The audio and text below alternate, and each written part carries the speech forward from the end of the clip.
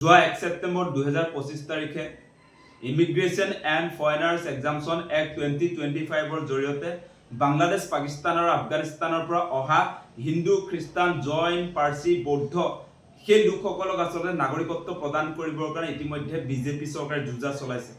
আপোনালোকে নিশ্চয় লক্ষ্য কৰিছে যে নাগৰিকত্ব সংশোধনী আইন যেতিয়া বলবৎ হৈছিল সেই সময়ছোৱাত কৈছিলে যে 2014 চনৰ 31 ডিচেম্বৰটো হ'ব কাট অফ ডেট।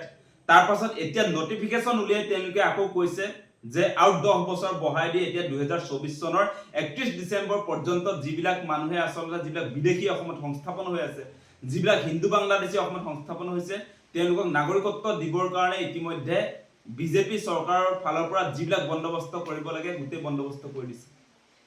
গতিকে বিজেপি চৰকাৰখনে যে তেওঁলোকৰ পলিটিক্যাল বেনিফিটৰ স্বাৰ্থত তেওঁলোকৰ ৰাজনৈতিক ভৱিষ্যত সুৰক্ষিত কৰিবৰ কাৰণে হিন্দু বাংলাদেশীক ভোট বেংক বনাবৰ কাৰণে ইতিমধ্যে তেওঁলোকে নাগৰিকত্ব সংশোধনী আইন যেনেকৈ গৃহীত কৰিলে তাৰ সমান্তৰালভাৱে এতিয়া নাগৰিকত্ব সংশোধনী আইনৰ জৰিয়তে এফালৰ পৰা যিবিলাক বিদেশী আছে তেওঁলোকক নাগৰিকত্ব বনাবৰ কাৰণে সকলো ধৰণৰ কাম কাজ তেওঁলোকে কৰি পেলাইছে।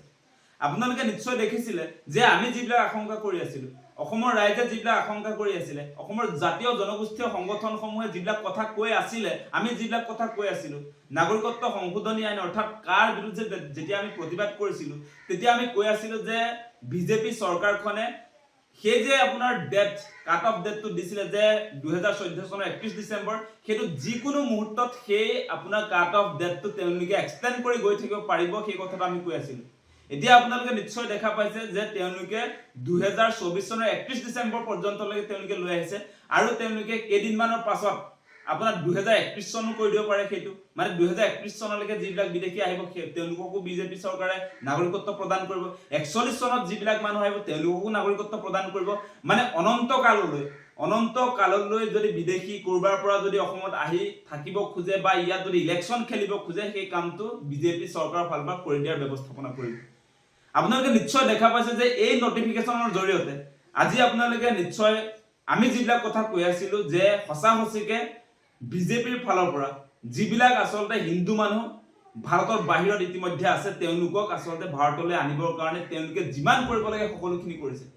বিজেপিয়ে তেওঁলোকৰ ৰাজনৈতিক ভৱিষ্যত সুৰক্ষিত কৰিবৰ কাৰণে অসমক যে ধ্বংস কৰিব সেই অনুমতি আমি অসমবাসী ৰাইজে দিম নেকি? আপোনালোকে সেই কথাটো বিবেচনা কৰক। আমি কোনো কাৰণতে অসমক বিদেশী চৰণীয়া পথাৰ কৰিবলৈ দিব নোৱাৰো, সেই কথা অতি স্পষ্ট। অসমীয়া মানুহৰ হাতৰ পৰা সামাজিক, অৰ্থনৈতিক, সাংস্কৃতিক, ৰাজনৈতিক, অৰ্থনৈতিক সকলো অধিকাৰ বিদেশীৰ হাতত তুলি দিম, সেই কথা কেতিয়াও নহব। আজি ত্ৰিপুৰাৰ ক্ষেত্ৰত আপোনালোকে নিশ্চয় দেখিছে আজি তাৰ ত্ৰিপুৰী মানুহবিলাক যিবিলাক আচলতে তাৰ ভূমিপুত্ৰ মানুহ তেওঁলোকে এতিয়া সংখ্যালঘু মানুহলৈ আচলতে ৰূপান্তৰ হৈছে। আজি ত্ৰিপুৰাৰ ক্ষেত্ৰত ৰাজনৈতিক অধিকাৰ, অৰ্থনৈতিক অধিকাৰ, সকলো অধিকাৰ, ভাষিক অধিকাৰ সেই সকলোবিলাক এতিয়া আপোনাৰ বাংলাদেশী মানুহৰ হাতত গুচি গৈছে। গতিকে এনেকৈ বিজেপি চৰকাৰে অসমকো দ্বিতীয় ত্ৰিপুৰালৈ ৰূপান্তৰ কৰিব খুজিছে। গতিকে আমাৰ কথা অতি স্পষ্ট, এনেকৈ অসমক ধ্বংস কৰিবৰ কাৰণে বিজেপি চৰকাৰক আমি অনুমতি দিব নোৱাৰো। কোনো কাৰণতে অসমক বিদেশী চৰণীয়া পথাৰ কৰিবলৈ দিব নোৱাৰো, সেই কথাটো অতি স্পষ্ট। আজি বিদেশী বিতৰণৰ কাৰণে যি 855 জন শ্বহীদ হৈছিল অসম আন্দোলনত, তাৰ পৰৱৰ্তী সময়ত আপোনালোকে নিশ্চয় দেখিছে যে আমাৰ এই নাগৰিকত্ব সংশোধনী আইন বিৰোধী যিটো আন্দোলন তাতো আমাৰ 5 জন মানুহৰ শ্বহীদ হৈছে। তাৰ পাছত এতিয়া বিজেপি এই শ্বহীদৰ যিটো ত্যাগ সেই ত্যাগক আওকাণ কৰি এতিয়া তেওঁলোকে পুনৰ আচলতে বিদেশীক অসমত ৰঙা দলিচা পাৰি দিবৰ কাৰণে যিবিলাক ষড়যন্ত্ৰ চলাইছে সেয়া কোনো কাৰণতে আমি মানি ল'ব নোৱাৰো। ইয়াৰ বিৰুদ্ধে তীব্ৰ প্ৰতিবাদ হ'ব। আজি বিজেপিয়ে যিবিলাক কথা কৈ আছে যে নাগৰিকত্ব সংশোধনী আইন, যোৱাকালি মুখ্যমন্ত্ৰী হিমন্ত বিশ্ব শৰ্মাই কৈছে যে নাগৰিকত্ব সংশোধনী আইনৰ জৰিয়তে কেৱল অসমত 12 জনে এপ্লাই কৰিছে।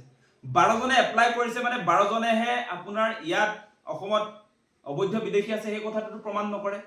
আপোনালোকে নিশ্চয় জানে NRCৰ সময়তো NRCৰ চূড়ান্ত খচৰাৰ পৰা 19 লাখ বিদেশীৰ নাম বাদ পৰিছিলে, তাৰে 16 লাখ হিন্দু বাংলাদেশী আছিল। সেই হিন্দু বাংলাদেশীবিলাক অসমত আছে নহয়, NRCটো তাত প্ৰমাণ হৈ গৈছে। গতিকে এনেকৈ অসমৰ ৰাইজক বিপথে পৰিচালিত কৰিবৰ কাৰণে এতিয়া মুখ্যমন্ত্ৰীয়ে উঠি পৰি লাগিছে। এফালে তেওঁ কৈছে যে নাগৰিকত্ব সংশোধনী আইন অসমত প্ৰযোজ্য হোৱা নাই। আপুনি প্ৰযোজ্য নহয় বুলি এখন নটিফিকেশন উলিয়াই চাওকচোন, দম আছে যদি। আজি মুখ্যমন্ত্ৰীয়ে যে কৈছে যে নাগৰিকত্ব সংশোধনী আইন যদিও গৃহীত হৈছে অসমত প্ৰযোজ্য হোৱা নাই, আপুনি সেই কথা ক'ত ক'বলৈ সাহস পালে? আপোনাৰ যদি ইমানেই সাহস আছে তেনেহলে নটিফিকেশন উলিয়াই দিয়ক যে অসমক কাৰ আওতাৰ পৰা নাগৰিকত্ব সংশোধনী আইনৰ আওতাৰ পৰা অসমক আঁতৰত ৰখা হৈছে, বাহিৰত ৰখা হৈছে, সেই নটিফিকেশ্যনটো আপুনি কনভিন্স কৰি ভাৰত চৰকাৰৰ পৰা সেই প্ৰতিশ্ৰুতি লৈ আহক।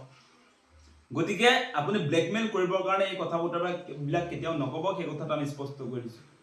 আজি আপোনালোকে নিশ্চয় দেখা পাইছে যে যিখন নাগৰিকত্ব সংশোধনী আইন অসমৰ ক্ষেত্ৰত যদি আপোনালোকে চায় বা উত্তৰ পূৰ্বাঞ্চলৰ ক্ষেত্ৰত যদি আপোনালোকে চাবলৈ যায়, আজি আমাৰ মেঘালয় বা আজি আপোনাৰ অৰুণাচল প্ৰদেশৰ কাৰণে, আজি মণিপুৰৰ কাৰণে এই নাগৰিকত্ব সংশোধনী আইনখন বেয়া, কিন্তু অসমৰ কাৰণে ভাল। আজি ইভেন অসমৰ ক্ষেত্ৰতো আপোনালোকে নিশ্চয় দেখিছে কি যুক্তিত 6 শিডুল অঞ্চলত বেয়া এখন নাগৰিকত্ব সংশোধনী আইন, কিন্তু আমাৰ 6 শিডুল এৰিয়াৰ বাহিৰত থকা অঞ্চলসমূহৰ কাৰণে নাগৰিকত্ব সংশোধনী আইন ভাল।